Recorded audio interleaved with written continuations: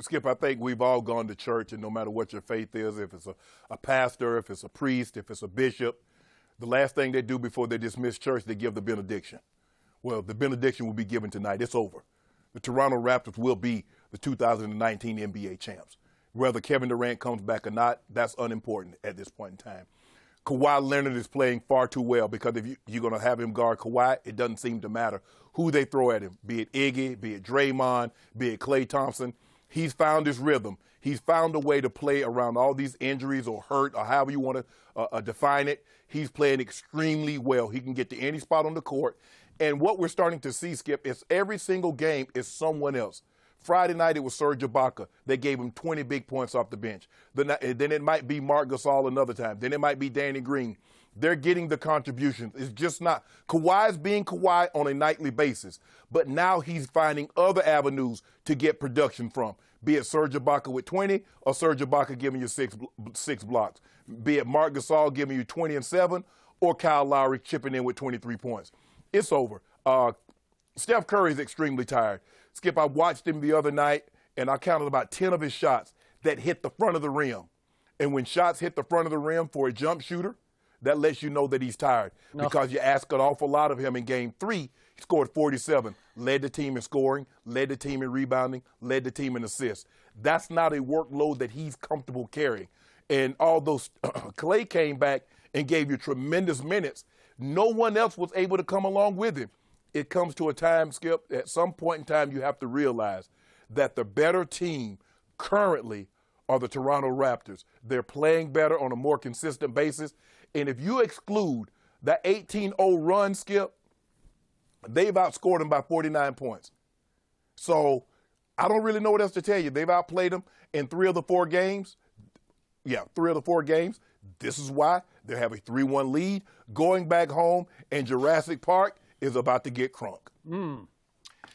First of all, I am not going to let you give Steph Curry the same sort of excuse you're giving number 2, because I don't want to hear that Steph Curry is tired. He's out of gas.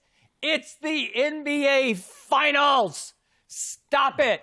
You're at home. You can't tell me because you scored 47 the game before Game 3, and it was like the least impactful 47 points I have ever seen, the quietest 47, that suddenly you're out of gas for Game 4. He stunk.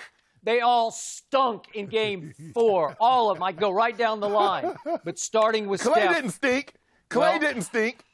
What did I tell you before the series started? I picked Klay to be the MVP of this series, and I'm holding out long shot hope that he is still going to pull that off.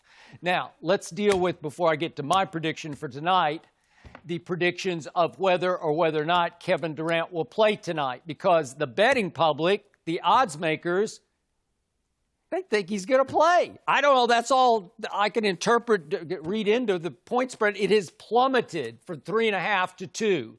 His MVP odds have gone up by more than a half, have Kevin Durant's. And obviously, if a miracle occurs and he shows up tonight in Toronto in the starting lineup, and he is the reason they win Game 3 and the reason then they win Game 4 and then that they win, Game 5 tonight and then 6 and 7. But if he's the reason they win 3 straight games, you know what's going to happen. It's going to be the greatest story ever told, that he's going to win his 3rd straight MVP. What are the odds on this? I say 0.5%.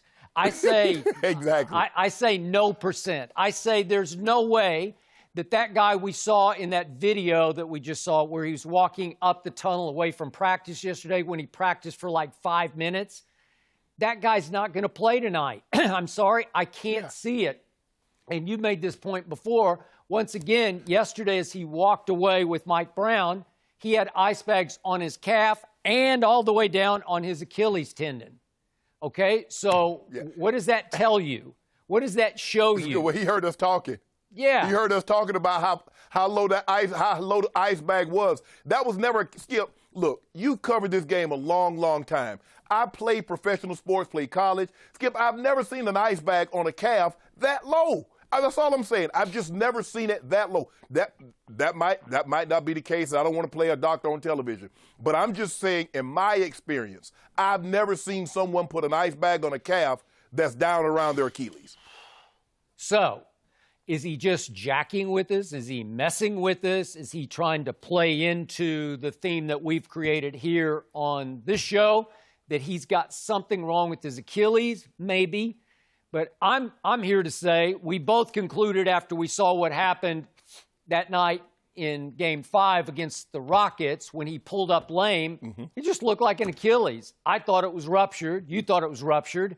It's highly possible his Achilles was merely torn, that he has a significant tear in his Achilles tendon, but it didn't rupture. It didn't come apart and roll up like a lampshade up into the top of his, the back of his knee. So is it possible? Yeah, that would have rolled up into his calf. Yeah, there you go. Well, is it possible they're telling him, Kevin, it's just hanging by a thread.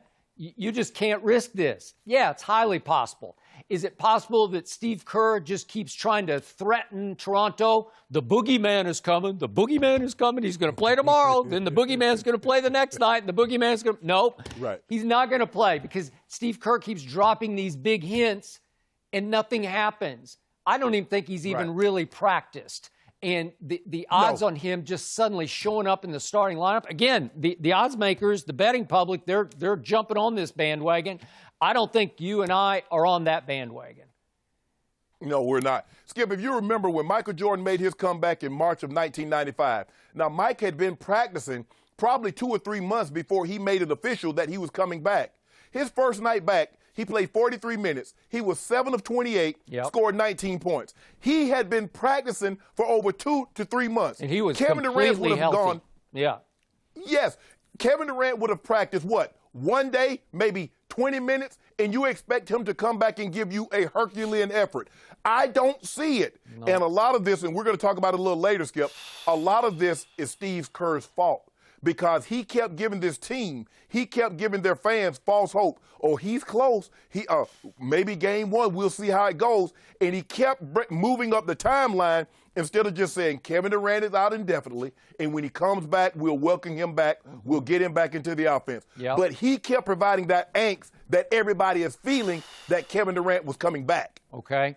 So now he's actually given his team an excuse that the guy who saved this team after it blew the 3-1 lead to Kyrie and LeBron is now the reason they can't beat Toronto. And I think in the locker room, we're going to talk about this later, some of the reports from inside the locker room, but inside they're saying, well, is he, Steve, really, or is he not?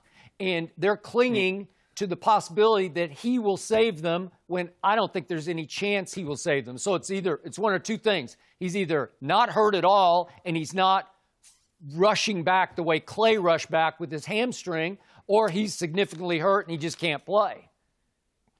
Skip, you remember it was about 16 months ago. There was a very, very similar situation that you're very familiar with. A guy that was hurt, and the organization and some of his teammates didn't think he was hurt. And we know how that turned out. Yeah, but in that case, the whole medical staff cleared him to play. Has Kevin Durant been cleared? He has been listed as questionable. Is that cleared to play? But here's the thing. And in the article, if you read it, Skip, everybody keeps saying, well, when is he going to come back, or when is he going to come back, or someone says this, the players are saying that, but the athletic trainer hasn't cleared him. Well, if the athletic trainer hadn't cleared him, why is there angst? Why are you so concerned? Because he hasn't been cleared, which leads you to believe what, Skip? If the athletic trainer does not clear me to be on the field, why is there concern with the head coach? Why are there concerns with my teammates? Because I haven't been cleared. Okay. Because it's telling me something that I'm not so sure that they believe that Kevin Durant is working as hard as he needs to be, or he isn't as hurt as he's leading us on to be. Okay. The truth is, excuse me. I don't know. I don't think you know. I don't think anybody knows for sure. But this is what I do know. The truth is, to all of your opening points, this series should have been a sweep. Because if you really look hard at it, if you look at Game 2 in Toronto If number two hadn't played so poorly down the stretch, and by his standards that we've seen in games 1, 3, and 4, number two played poorly down the stretch. This should be over because it was on a platter for him to close it out in game 2 at home to go up 2-0. And remember what happened. Klay went out with this hamstring pull with 8 minutes left. Steph Curry down the stretch of game 2, after he had dehydrated under the pressure, I believe, to live up to start game 2. Remember, he had the nervous stomach issue. He doesn't even get up a shot down the stretch in the last 8 minutes. He goes 0 for 0, 0 for 0 from the free throw line, 1 assist, and they go 8 straight empty trips from 5:39 down to 7 seconds left.